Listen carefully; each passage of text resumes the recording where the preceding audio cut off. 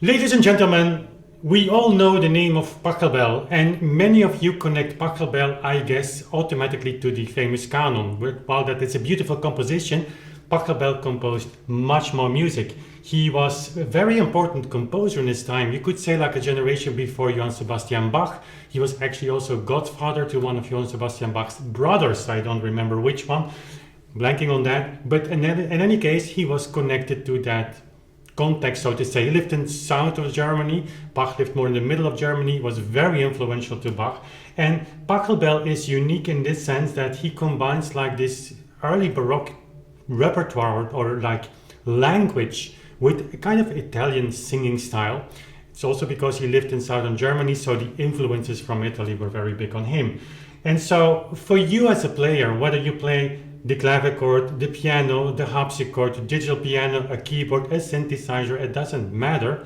Pachelbel has a lot of music that actually could be very, would make you very happy. That's what I want to say. It's music that is not always written in a sense like to be concert music. And now if you talk about Bach and if you talk about that music, Bach didn't write his music for the concert stage, or he wrote his music for church music environment, and also intimate environments. Some of course are concertos, so it's a little bit different there. But in general, you can say like composers in that time didn't write music to show off. Pachelbel for sure did not. In many cases, it's more intimate. Remember the video I made recently about Zweeling, so 17th century, 16th century, late 16th century, 17th century music. That is music that is sometimes virtuosic, but it has a kind of intimate atmosphere. And so my point is, I guess, it works very well for the home setting. You're just on your own, you're playing some music, and then Pachelbel can serve you very well. I was working on a program for an Easter concert, so I'm playing an organ concert together with a beautiful choir, and they're singing some Renaissance music, and I will play something around that. So I was looking through, of course, went to Bach as an organist. What do you do? But then I took Pachelbel, and I have here an edition. It's not a very good edition; it's a little bit outdated. But anyways, and I was paging through his chorals, and they're actually beautiful. I want to share a few with you. I have 3 chorals. I'm sight reading them, so it's just to say it's not too difficult music, but I cannot promise that this performance will be like state of the art. This video is just about sharing this with you. So let's do that. Before I do that, people who are longer here on the channel, friends of the channel, even on Patreon, you know that I have a weak heart, so to say, as we say in Dutch, for Pachelbel. I recorded Pachelbel as actually the first recording project some years ago in a beautiful vinyl disc. So just to celebrate this video with you, and my coffee machine is like switching off. If you hear it in the background, forget to switch it off myself. So if you just hear, you want to be introduced to the Hexachordum Apollinis, which is a beautiful series of variations that Pachelbel wrote. I put a discount code for this in the description box just for one day after the video release. So if you want that, then you can check it out. You can also go to Bandcamp, put a link there, and you can listen to it before you decide. All of this, of course, pitching these products and things to support the channel, but also the research that we are doing. So, and you become a friend, if you're not already, of this project, of me, and maybe also on Patreon. So, Pachelbel, I have here a piece for you. There is no title here, if I am correct, which is a little bit weird. Da Jesus an dem Kreuze stond. So these are all little fugues that Pachelbel wrote on some choral themes. This one has this theme.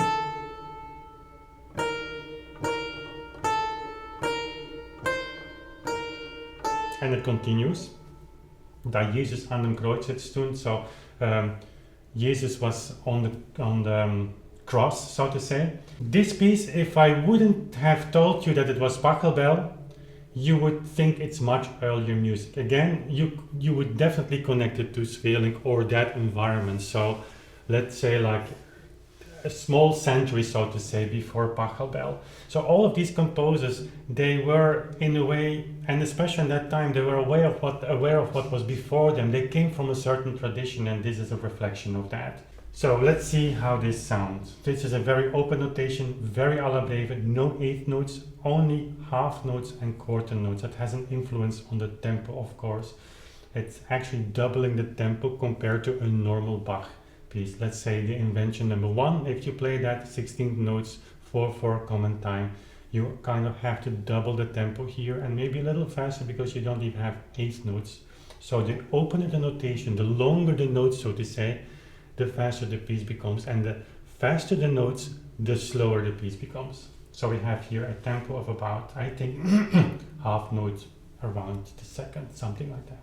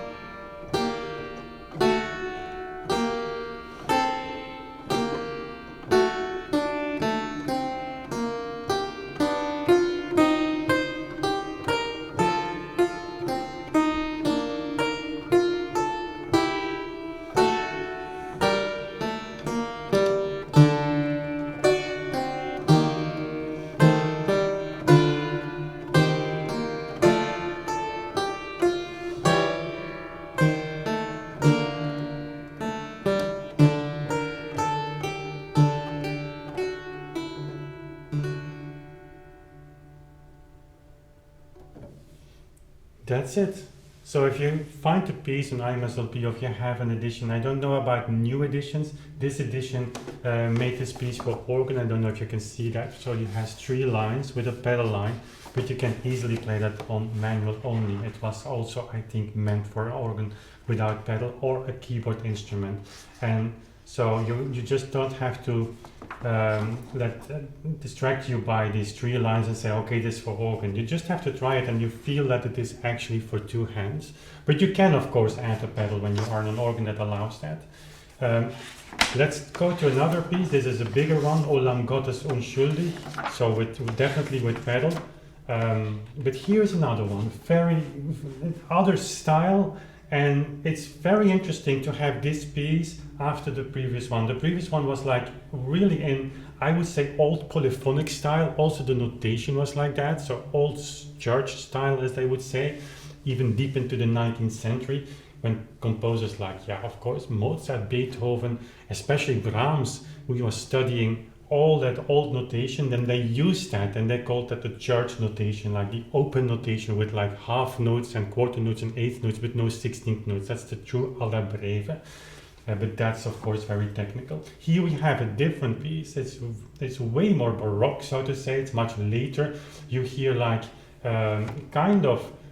It's interesting with Pachelbel. You hear a little bit of the pre-echoes of Bach, but you also sometimes hear like some Buxtehude, which is a little bit weird because Buxtehude was North German organ style composer.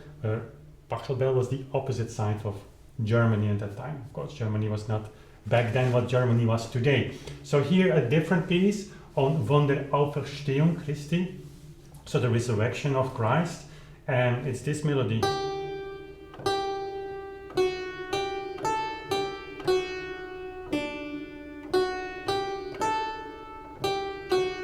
And so on. And there again, Pachelbel makes a very innocent, so to say, innocent fugue that, again, you have to consider this music from a different perspective. Like, am I going to play this on a concert? The question that many musicians have today, and maybe also people that, many of you do not play concerts, I know that, but it's still a little bit a mindset, like, is this music like giving a little bit extra? Like, can I play this for a limited audience, or is it like, you know what I mean? This music is not for that. It's very intimate. It's actually you playing for yourself or in a small setting, maybe in a church. Therefore, I was thinking for a concert like before Easter, like this is very intimate. You are looking for music that really shines, that is very expressive and very dynamic, but you're looking for pieces that make people reflect a little bit, and this music really does that. And therefore, I think sometimes this kind of music is a little bit forgotten. I don't think many people play Pachelbel. I'm guilty as well. Although I've made NLP, as you saw just, but it's the Hexacotum Apollinis, where it's more or less like, there is still like this concert flavor. Of course not concert music, but you get my point. But the other pieces, it's not because the polyphonic complexity is less on the level of Bach, that the music therefore doesn't reflect a message or can have an impact on you emotionally, and this music really does. So highly recommended for you to check it out. Let me find a suitable tempo now, because again, it's a new piece for me and I cannot guarantee that this performance goes well, but that's also a little bit the nature of these videos that I want, like no polished recordings, just you and I sharing some music.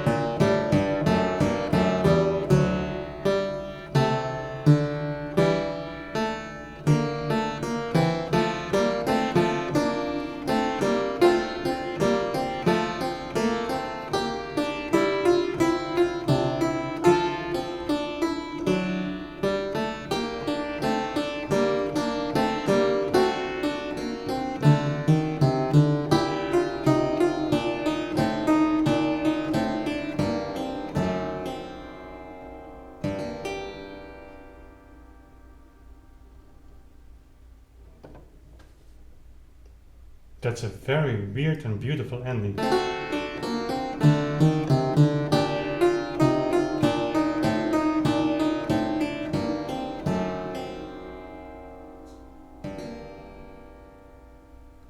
You would expect this.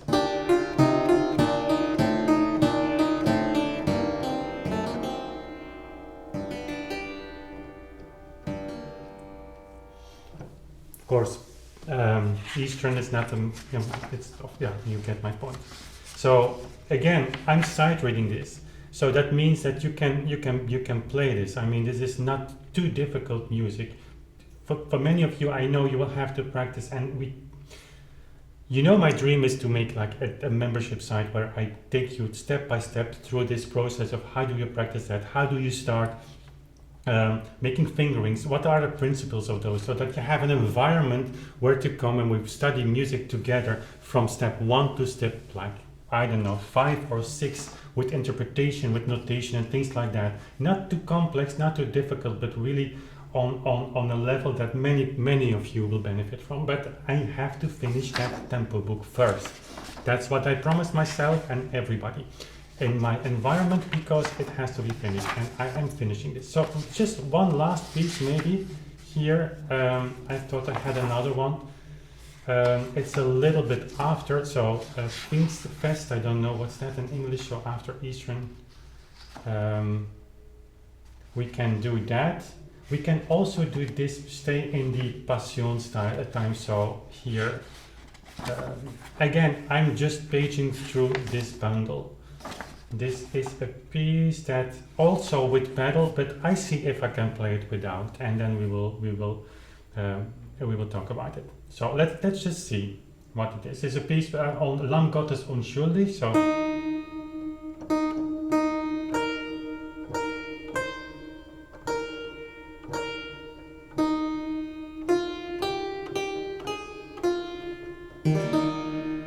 something like that.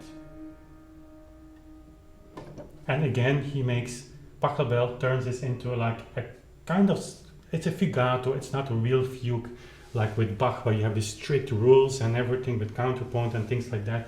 It's just like an imitation thing. It's very innocent, so to say. But again, the atmosphere, I wanted to listen to like what it reveals, like what it brings to you.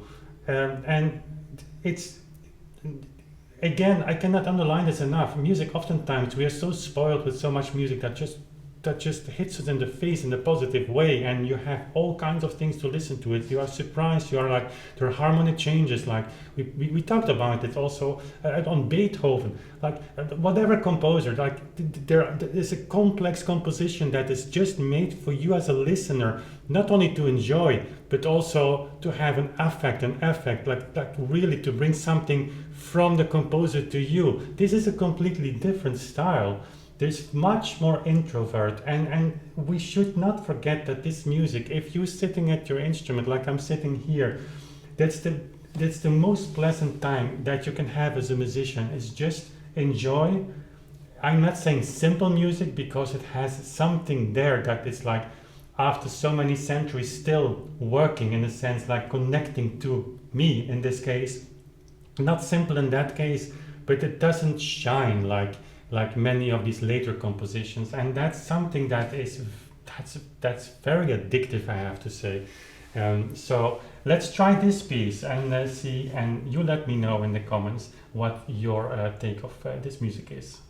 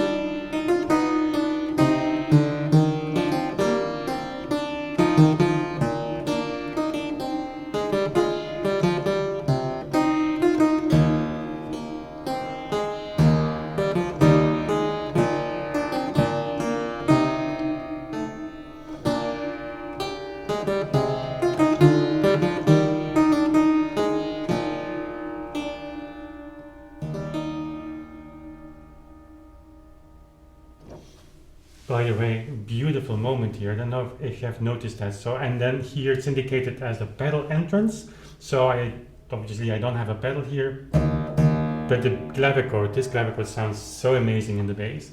So here you come.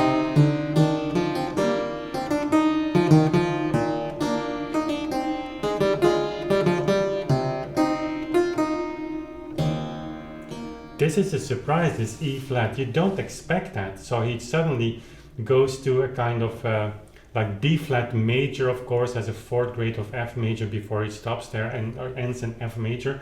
But and in harmonically speaking, this is absolutely normal. You would expect that.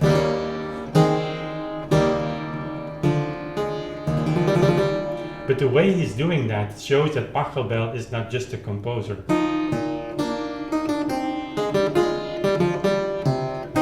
Because you have here, you are not in D minor, but not really in like the leading dominant tone for F major. Still you are here. He is actually moving you away from F major, but he's coming back very surprisingly with the E flat, and then of course with the theme in the bass.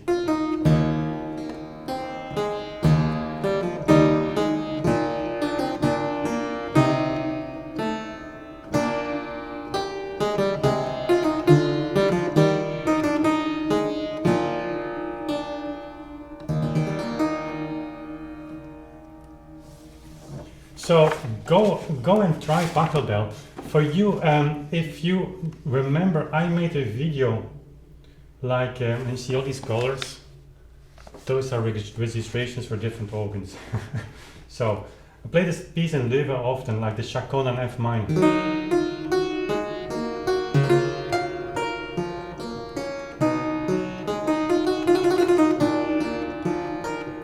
Video on this, and if I'm not mistaken, I will link it here on the screen somewhere at the end of the video. It was still with my little Evelyn. She was like 3 or 4 years when I recorded that. She's now 14. Is that possible?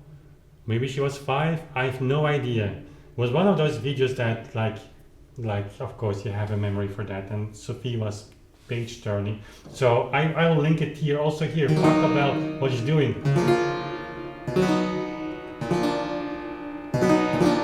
I'm playing it now with parallel fifths, but it's actually Pachelbel, of course, is not using parallel fifth, but it's a little bit that effect. So it's like this falling,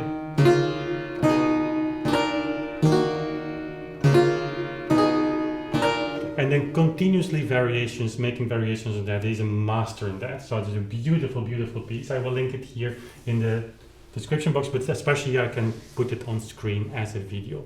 So you let me know in the comments. I'm really looking forward to your reaction to Pachelbel. Do you have experience with his music? Do you know his music other than the Canon? I listen to Bandcamp. If you're not planning to buy it, I don't mind, but listen to that music. You can listen on Bandcamp for three times for free. I will link it in the description box, and let me know what Pachelbel actually is revealing to you that you didn't know before. And also you let me know what you think about this new format. I'm playing music for you now, explaining a little bit, not too much. We have other types of videos where I explain much more, where I take you through the music, so to say, and like translate, so to say, why the music works, or try to translate. Also I have other types of videos where I explain to you how to make the music expressive. There's 3 types of videos that I'm really enjoying making, and you let me know what you prefer or what topic you would like me to talk about next. There is so much to share. Okay, that was all I've got for you today. Thank you for being here. Also, thank you for checking out my Patreon site. My patrons are actually the ones that I dedicate every video to, because they enable me to do this. So check that out. I will put a link in the description box as well for that. It's an awesome community. You can hang out also with them on Discord, and there's a Discord server. And thank you for checking it out. That was really all I've got for you today. Thank you for watching, and we see each other very soon. Again, bye.